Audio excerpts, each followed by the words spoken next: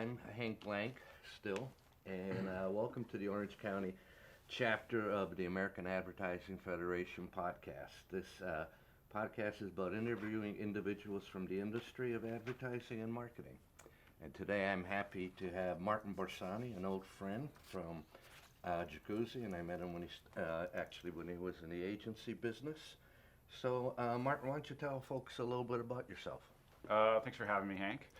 I'm Senior Director of Marketing at Jacuzzi Brands. Jacuzzi is the premier manufacturer of portable hot tubs and luxury bathtubs, going back 60 years from when the Jacuzzi brothers emigrated to the United States.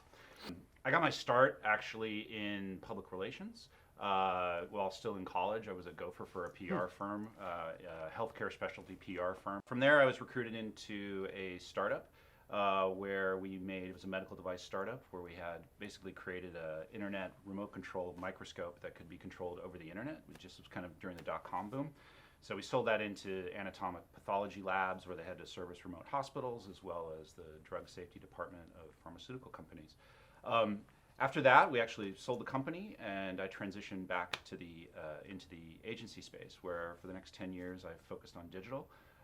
So you worked on both sides, right? Yeah. Client side, you walked on both sides of the street, Yeah. let's say. And client agency side, how are they the same, and how are they different? Which one's most stressful?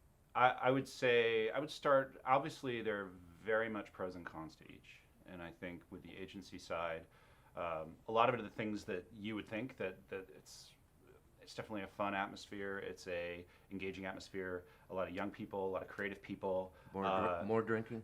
More drinking, more video games set up in the middle of it. More pool tables, kind of the things that you would think of at an agency.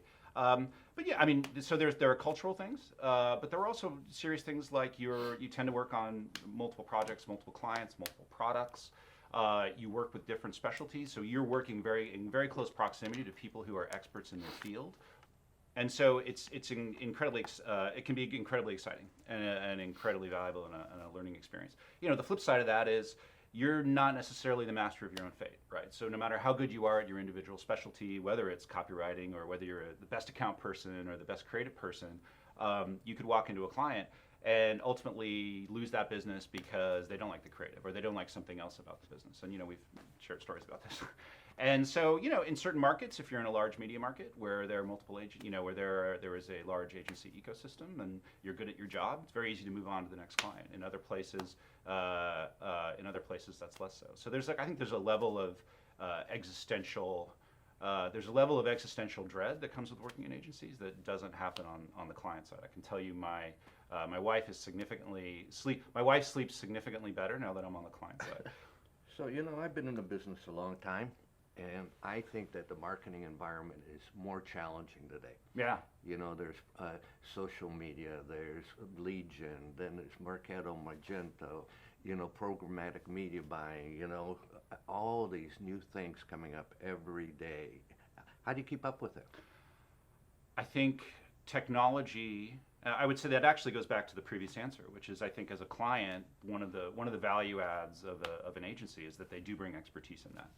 So so you look at them as your partner? Yeah, so I think absolutely that one of the advantages of an agency is that we rely on our agencies to understand what platforms we should be in or where we should be, and you know, it doesn't absolve us of responsibility of what's going on. But back to the original question about the complexity. Yeah, I think technology and consumer behavior, which kind of go hand in hand, have sort of blown up what we do on a daily basis over time. Great. So as a marketer, how do you measure career success?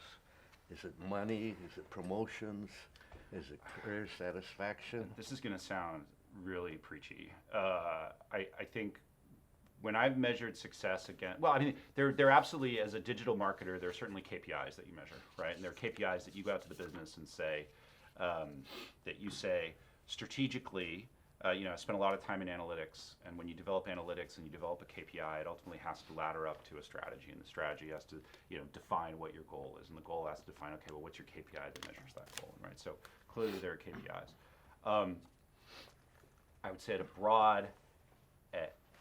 from a broad level, when I've encountered success in my career, it's been from trying to show up every day and be of service to to the people I work with, and that might be the people I report to. It could be the people I work with, or the people who report up to me. So let's talk a little bit about new business. You know, you're a great brand, Jacuzzi. I'm sure that every agency would like to have your logo on their PowerPoint chart or in their lobby. And I've done a couple agency reviews for you, you know, over the course of time. So let's talk. How many cold calls do you receive every week? I used to get about 10 to 15. Today I have no idea because I don't check my voicemail. And in fact, I have my recording on my voicemail says, I don't check this voicemail, but here's my email and shoot me an email. So actually, I've talked to don't some know. other I will say it was shocking when my LinkedIn went up and that how quickly people found me and how aggressively I started getting calls. I say aggressive, I mean, it's, you know, people are doing their job, but that very quickly I realized the only people who were calling my landline at work were people who were trying to solicit business. I've heard that from other clients, that they just don't answer their office phone. And what about, do you receive mailings from agencies? Not a lot. I mean, I would say when we do receive them, they're always open, they're always reviewed. I think they're, you know, usually we'll say, oh, it's clever. I've never once responded to it. I've never yet had one where we responded to it and said, oh, let's do a pitch with these people because this mailing was so interesting and compelling. So do you save them? Pardon me? Do you save them or throw them away? So I would have to say throw them away because I can't think of anything that's in my office. But they are certainly memorable. They do get opened. I would say that. But I don't know. They say that about Jingles, right? Jingles are memorable, but people don't take action on them. So I don't know if that's true. I don't know if there's data around that. But it's a similar thing. Like we open them, we pass them around, but they don't necessarily. If there's not a fit, and I'm going to assume you'll have more questions. But if it's not a fit for what we're doing, it doesn't really necessarily waste help the the time. cause. Yeah. So, but do you look at your emails that you get from agencies? I do. And do you scan them or have time to read them? I do them very quickly. You know, I do read them quickly. I think, you know, I'll get emails from, I'll get, you know, the worst are people who say like, hey, do you have 15 minutes to do a call? And I know those calls are never 15 minutes, but, you know, do you have 15 minutes to do a call? We're a social SEO agency, and I look and I scan and they're in New York City. Right. And so it's kind of like for multiple reasons, you know, first of all, there's no attempt to understand my business. I mean, if you talk about what is an effective email, which we may be getting to, but an effective email to me shows some awareness of what my business is, some awareness of how we sell, what's important to me, what my channel is, right? Okay. That it's not some awareness that I have a business or that I'm managing a marketing portfolio that is not necessarily the same as your other clients. So some attempt to understand what's important to me. The other thing would be work in the category, right? So some domain expertise of the category, or if not immediately my matter, because I realize portable, you know, say portable hot tubs or luxury bathtubs. Some analogous, you know, so maybe home remodeling, or you know, something that would speak to expertise that you can bring to me. But if you're a generic provider of search engine optimization or pay-per-click media, very difficult for me to say, oh, I'm gonna of the 100 emails I receive a month, I'm gonna take a call with you.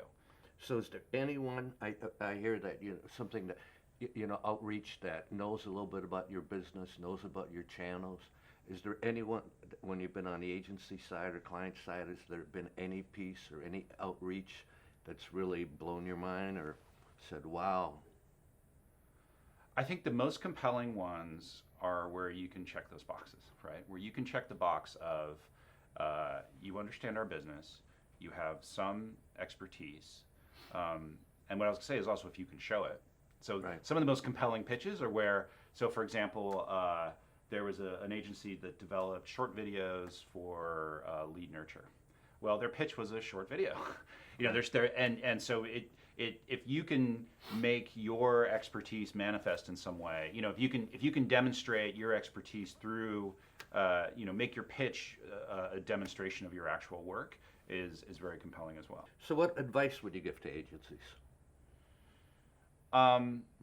It's kind of, I would say again, you know, I get it that you're using, you know, all agencies. It's a very different world than when I started, you know, even 10, 15 years ago. I remember showing up at the agency when I first left the startup and came back to the agency world. They had 3 people in sales, and I was like, what do they do? I couldn't understand the idea that they needed dedicated people doing. Now every agency has kind of dedicated banks of people, cold calling all day, and with robust CRM systems that are pounding you with emails and repeated emails, and I think again, it's be selective, understand what my business is, understand what my concerns are. If you can get in another way, I think one person came in through LinkedIn, and but if you can show that you have expertise in the field, is a much bigger is going to do much more than something that's big and flashy. I would also say educational. I haven't spoken about it, but I think the brands that are willing to provide content, and a lot of the platforms now and software products do very robust content marketing. Right. I'm definitely going to talk to you. I'm definitely going to be appreciative. Doesn't necessarily mean there's a fit right away with what we need. But people who can help educate, kind of goes back to the difference between client and the agency side. I don't have time to know exactly what every platform is. Now I have people on my team who have slightly more expertise than I do, which is great. You want people who are smarter than you on your team. But help educate. If I'm not, help educate me on why I should be using your platform or your product. And it might be a good fit. It might not be a good fit. Great. Well, thanks very much for joining me today. Thanks for having me. Okay.